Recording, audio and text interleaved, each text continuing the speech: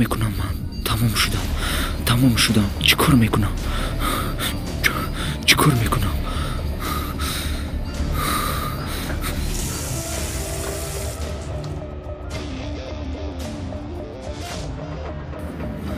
محو شدم من.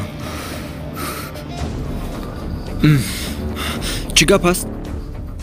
حاجت خانه رو مخته کرده به فکرم. باید صحبت کنیم. نه. آتش و قنات نرسید گفتی یک رفته مزه آزنا رو چشم.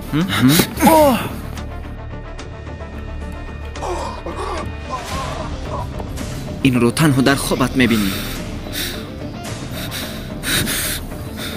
من این موضوع رو بسیار دراز نمیکنم.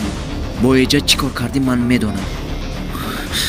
در باره ایجاد و من چی میدونی تو؟ هیچ خودت رو به مثل ندار که گویا هیچ رو نمیدونی و این کار کرده خودت رو بهوده خسته نکن.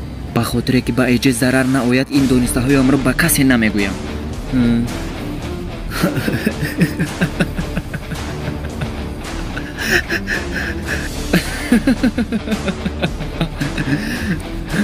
اما در مقابلش یگان چیز میخوای، همین طور نه؟ من تنها میخواهم حقیقت رو دونم. با معلمه بهار چی شد؟ هیچ چیز. اوزان با من راستش رو بگو. با معلمه بهار چی شد؟ وگرنه خیلی بد میشود. تو چی؟ تو مرا تهدید میکنی؟ هرچی که میدونستم با تو گفتم، دیگر هیچ چیز نمیدونم. بین من میخوام فلکات های بزرگی که پیش اومدنی است پیشگیری کردن میخوام. این همه برای خوبی شما، برای خوبی ما. اینها رو با اون آتش گفتنی پسر به نقشه گرفتید، همین طور نه؟ تو با ما بد هستی میگویی که از همه ما بدتر تو هستی. این رو درک کن اکنون. خوب تمام. مادامی که همین خیلی است، من نباشد رفته دانسته هایم رو با ملیسا گویم. ملیسا هیچ رو نمیدوند. ملیسا با او هیچ نمیگویی. هیچ چیز نمیگویی با او.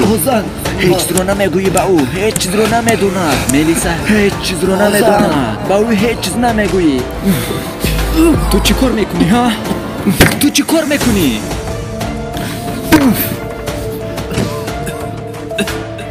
باری دیگر با او دست رسونی تو رو میکشم. من رو فهمیدی؟ تو رو میکشم. خوب هستی؟ بیا.